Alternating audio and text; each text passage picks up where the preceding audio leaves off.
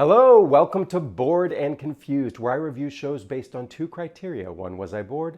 Two, was I confused? Today's show is The Other Americans, playing at the Public Theater. But before I jump into this, a quick reminder to please like, comment, and subscribe. It really helps me out, and honestly, it makes me feel really good about myself.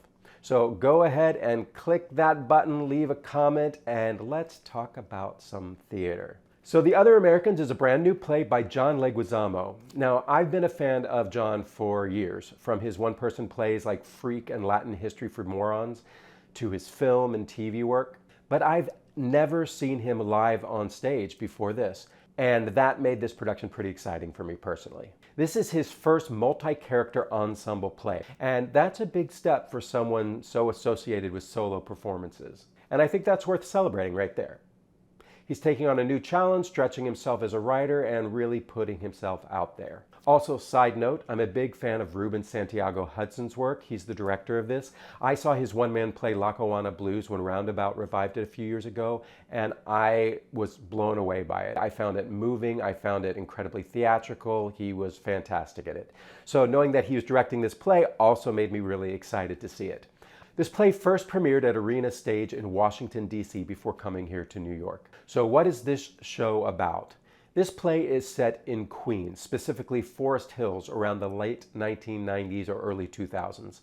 The main character is Nelson Castro, played by Leguizamo himself.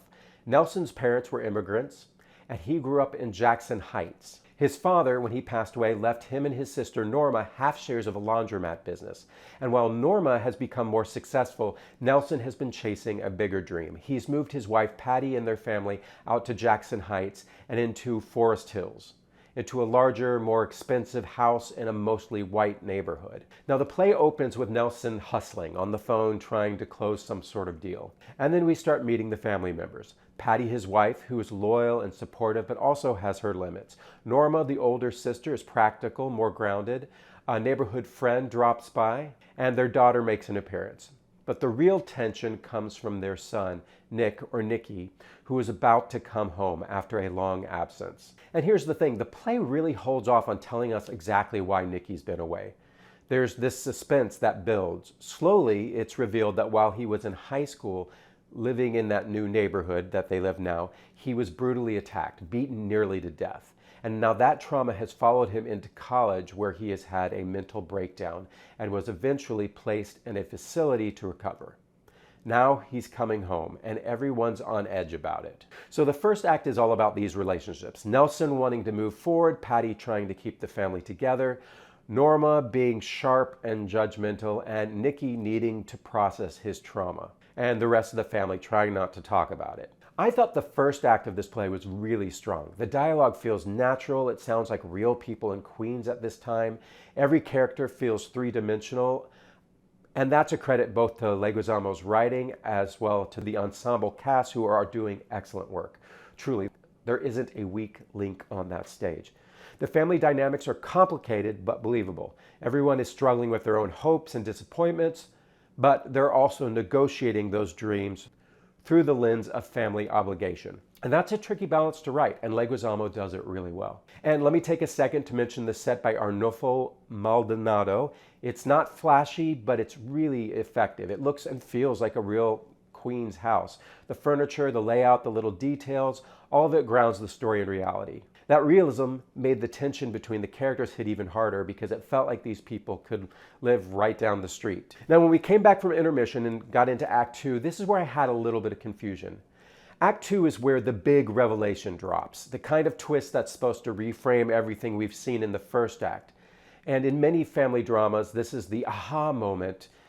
I'm thinking of plays like Other Desert Cities, or recently On Purpose on Broadway, where the second act you get some new information or some revelation, and suddenly you understand why everyone's been acting the way they have.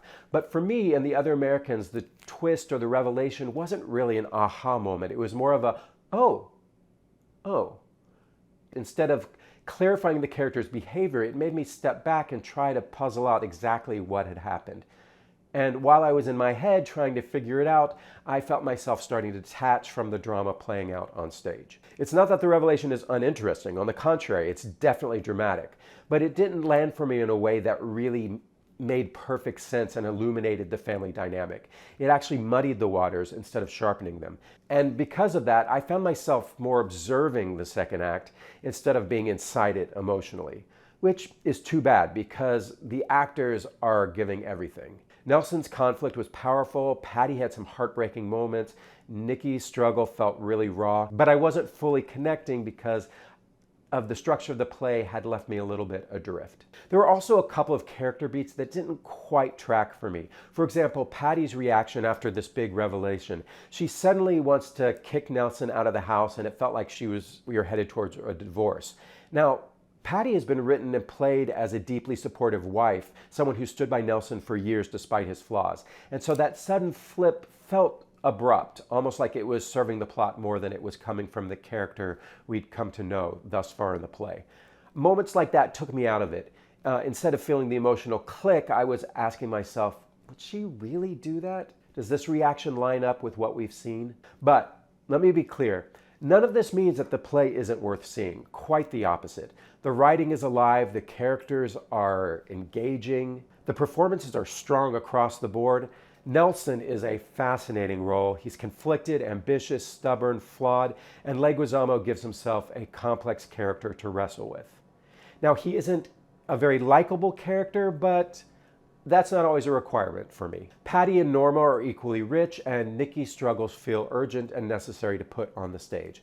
Structurally, I think the play could use another pass, tightening the second act, sharpening the logic of the revelation, making sure that the characters' reactions feel organic. But that's also part of the process with a new play.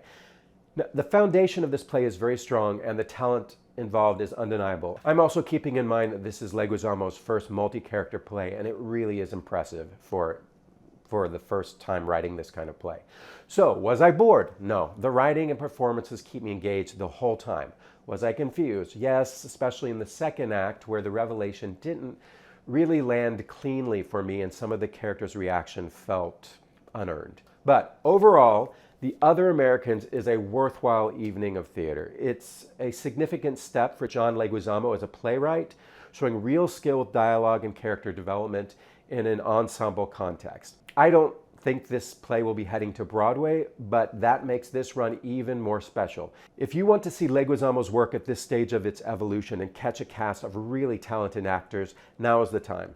So, tickets. There are $48 student tickets available at the box office with a student ID, and on the Today Tix app, there are $48 rush tickets as well. So, now that's my take on The Other Americans. Thanks for watching Bored and Confused. Don't forget to like, comment, and subscribe, and I will see you at the theater. Say hi if you see me. Don't wanna drift away, wanna stay inside the play.